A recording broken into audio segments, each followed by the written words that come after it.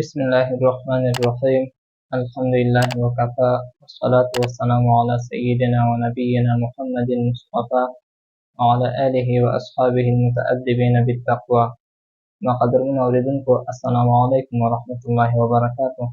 دا پرده وکړئ چې راته روغ جوړ او د عافیت جامه مو پر تن نڅیږي. نو عزیزانو غواړم نن د حضرت محمد صلی الله علیه وسلم د پیژندنې په لومړني درس کې تاسو ته 5 خبرې ډېرې لنډې او صریح او همدارنګه د سوال او جواب په شکل کې شروع کړم. مخکې له هغې نه غواړم تاسو ته دا ووایم چې د حضرت محمد صلی الله علیه وسلم پیژندل دا د هر مسلمان لپاره ډېر مهم او ضروري دی. که څه هم موږ او تاسو الحمدلله مسلمان یاستو او د خپل د پیغمبر په اړه معلومات لرو، خو بیا هم دا داسې او د رحمتونو، فضیلتونو او برکتونو څخه ډک درس ده چې په بار بار ویلو، په بار بار اورېدلو باندې یو نیک انسان ته او واقعي مسلمان ته خوشحالۍ او سکون حاصلېږي.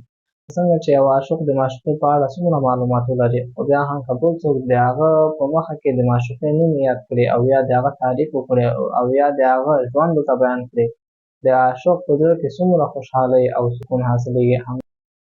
او همدارنګه یو واقعي مسلمان چې کله د خپل پیغمبر نوم واوري یا د هغه تعریف یا د هغه د ژوند واقعات واوري، د هغه زړه ته سکون او خوشحالۍ حاصلېږي. حضرت محمد صلی الله علیه وسلم څوک ده؟ محمد صلی الله علیه وسلم د الله سبحانه وتعالی آخرین پیغمبر او استازی ده چې د پوره انسانیت د هدایت، کامیابی او رهنمایۍ لپاره دنیا ته رالېږل شوی. حضرت محمد صلی الله علیه وسلم چېرته زېږېدلی ده؟ حضرت محمد صلی الله علیه وسلم په عربستان کې په مکې مکرمه کې زېږېدلی ده. آیا حضرت محمد صلی الله علیه وسلم نور نومونه هم لري؟ حضرت محمد صلی الله علیه وسلم نومونه ډېر لري، لکه احمد، محمود او همدارنګه نور.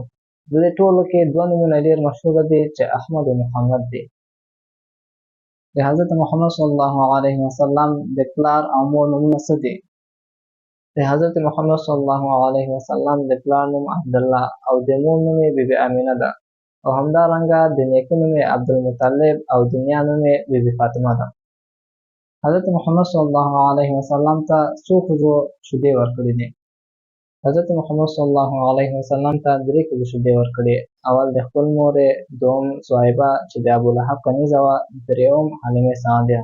دا و د زموږ نننی درس. تر بل درسه پورې مو الله سبحانه وتعالی ته سپارم. السلام علیکم ورحمة الله وبرکاته.